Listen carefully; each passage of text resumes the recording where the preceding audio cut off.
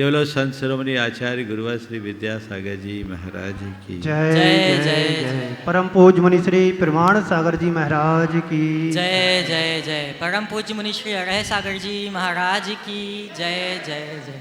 आज का दिन हम सबके जीवन का सबसे महत्वपूर्ण दिन है। आज के दिन को सभी गुरु पूर्णिमा के रूप में जानते हैं और मनाते हैं।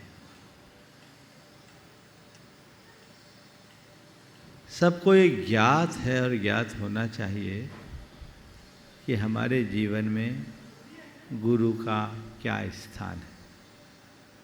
कहा जाता है कि गुरु का स्थान ब्रह्मा, विष्णु और महेश से भी ऊंचा है। इसलिए गुरु को ब्रह्मा, विष्णु, महेश से ऊपर स्थान दिया गया।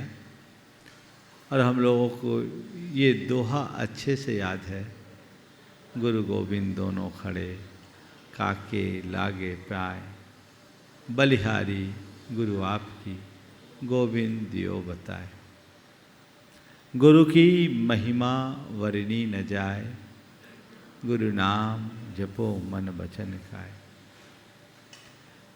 गुरु के संदर्भ में सब जानते हैं कि गुरु एक व्यक्ति नहीं, गुरु वह परम तत्व है जो हमारे भीतर के गूढ़ अंधकार को मिटाकर ज्ञान का प्रकाश प्रकट करता है। गु और रू ये दो शब्द गुरु के साथ जुड़े हैं। गु यानी गूढ़ अंधकार और रू यानी जो भीतर रोशनी और प्रकाश कर दे, जो अंधेरे से प्रकाश की ओर ले जाए, वह गुरु है। इस संदर्भ में आप सब जानते हैं, मैं ज़्यादा कुछ नहीं कहूँगा, पर बहुत थोड़े से समय में 4 बातें आज के संदर्भ में कहूँगा।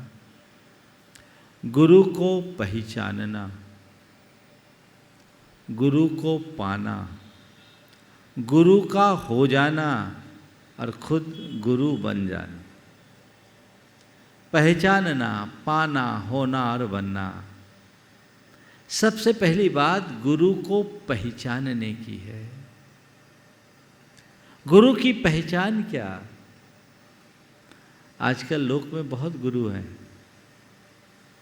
चाहे जो गुरु के रूप में अपनी पहचान बनाए हुए हैं, तो दूसरी ओर कई ऐसे भी हैं जो गुरु की सन्निधि में रहने के बाद भी गुरु को पहचान नहीं पाते।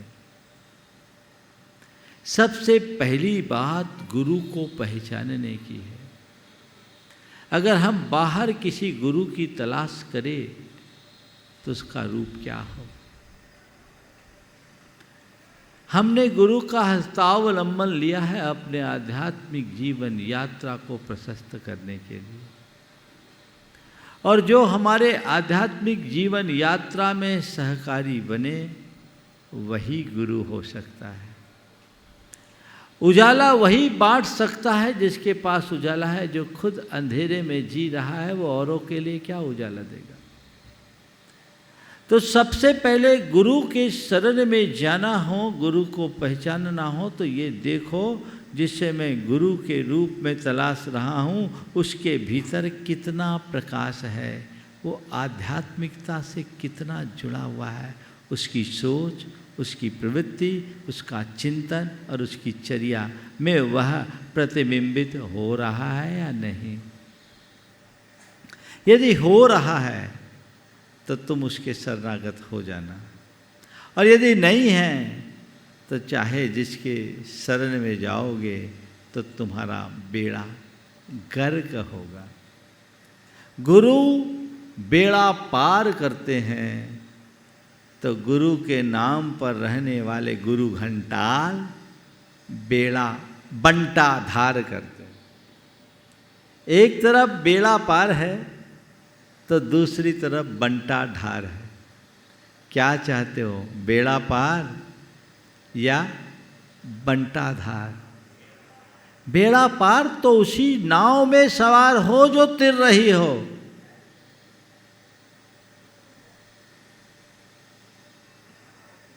अन्यथा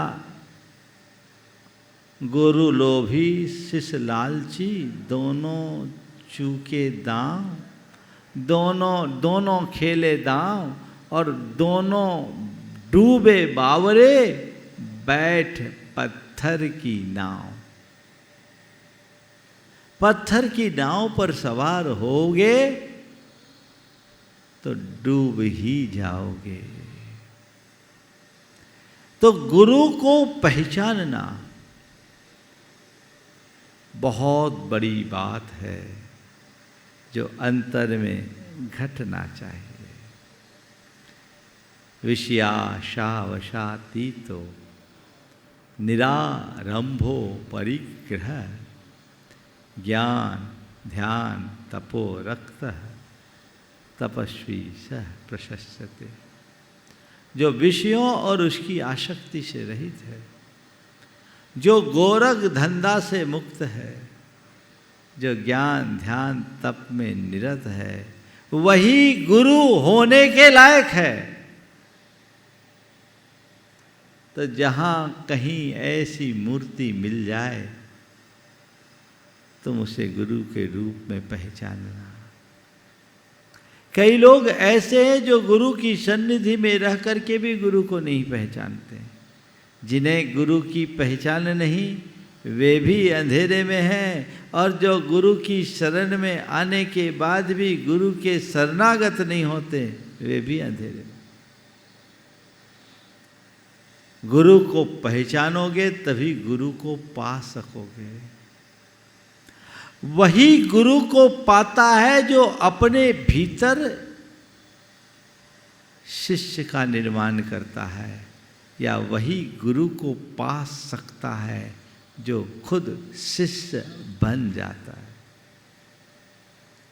तुमने गुरु को पहचाना पर गुरु को पाया ये कोई जरूरी नहीं है। गुरु चरणों में जिनेंद्र वर्णी पहुंचे, वे सबसे पहले वाचनाओं में आए। 1980 की वाचना में बड़े विद्वान चिंतक मनीषी थे। उनकी अपनी भागीदारी रही। 40 दिन की वाचना में उनकी उपस्थिति रही। गुरुदेव के दर्शन किए चले गए। उसके बाद गुरुदेव जब मुक्तागिरी पहुंचे, वे गुरु चरणों में आकर फूट फूट कर रोने लगे। उन्होंने कहा, गुरुदेव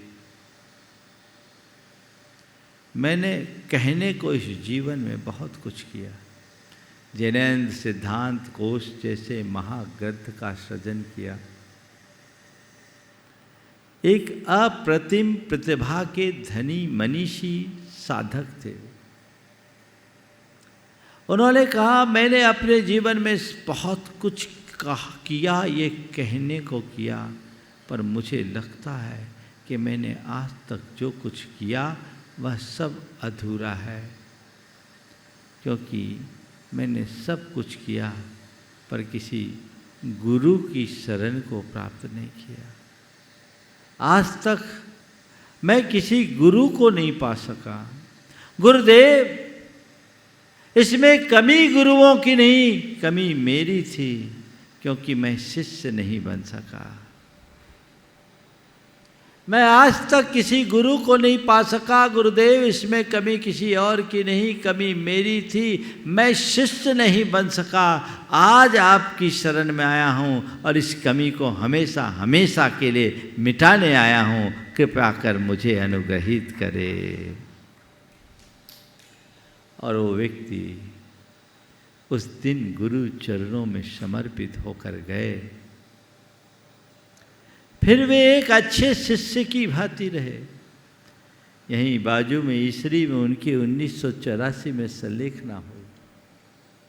इतने बड़े विद्वान और उनके इतने सारे अनुयायी, लेकिन जब गुरु चरणों में समर्पित हुए, उन्होंने गुरु का आशीर्वाद पाया तो केवल गुरु के हो करके रहे।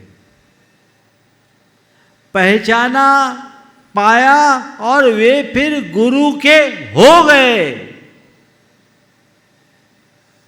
जब वो संलेखना के लिए आए, जिनेंद्र वर्णी पहले क्षुल्लक थे,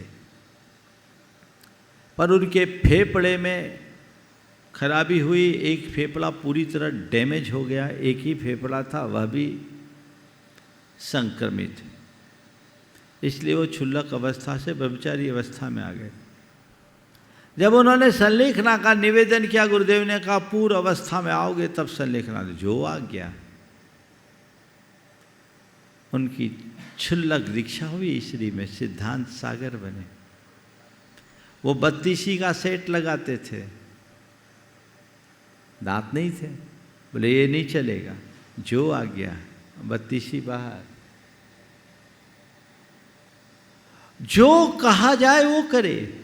गुरुदेव रोज उन्हें समय सार सुनाते थे।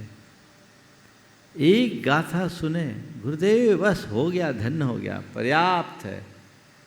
आपने तो मुझे चूसने के लिए लेमन जूस दे दिया, 24 घंटे इसका रस लेता रहूंगा, ऐसी परिणति। बिना तर्क वितर्क और प्रश्न के वे पूरे काल पर्यंत गुरु के होके रहे। तो अंत में 4 दिन के उपवास पूर्वक गर्मी में, शायद मई महीने में उनकी यहाँ समाधि हुई। गुरु को पहचानने वाले लोग बहुत कम हैं, पाने वाले लोग और उससे कम हैं, और गुरु का होने वाले लोगों की संख्या तो अत्यंत विरल है। अपने भीतर आज इस गुरु पूर्णिमा की वेला में झांक कर देखो, मैंने गुरु को पहचाना या नहीं? पहचाना तो गुरु को पाया कि नहीं? और पाया तो अपने आप को गुरु का बना पाया कि नहीं? हमारे गुरुदेव ने गुरु को पहचाना, उनकी शरण में आए, उनके हो गए, तो पहचाना पाया हुए, तो आगे चलकर खुद गुरु ने ही उन्हें अपना गुरु बना दिया, वो गुरु बन पाए। जीवन का निर्माण तभी और तभी हो पाता है हम अपने जीवन में उस अवस्था को घटित कर सके और अपने जीवन का पथ प्रशस्त करे। मन में यही भाव जगाओ कि मेरा जीवन सदैव गुरु प्रसाद से सिंचित होता रहे और मेरे जीवन में सुख शांति की फसल लहलहाते रहे। मैं अपने इस मनुष्य जीवन को सफल और सार्थक बना सकूं, ये भाव जगाए तो हमारा जीवन निश्चित तरेगा, क्योंकि गुरु कृपा के बिना कुछ भी सार्थक नहीं होता। किसी का भी कल्याण मोक्ष मार्ग में बिना गुरु के नहीं होगा। मोक्ष की प्राप्ति के लिए छायिक सम्यक दर्शन चाहिए। अरे वो छायिक सम्यक दर्शन भी केवली श्रुत केवली के सानिध्य में नहीं, पाद मूल में। सानिध्य और पाद मूल में बड़ा अंतर है। सानिध्य में तो सब है, पाद मूल में कोई कोई। जो गुरु के निकट आता है वो गुरु के सानिध्य में होता है, और जो गुरु का हो जाता है वो गुरु का पाद मूल पाता है।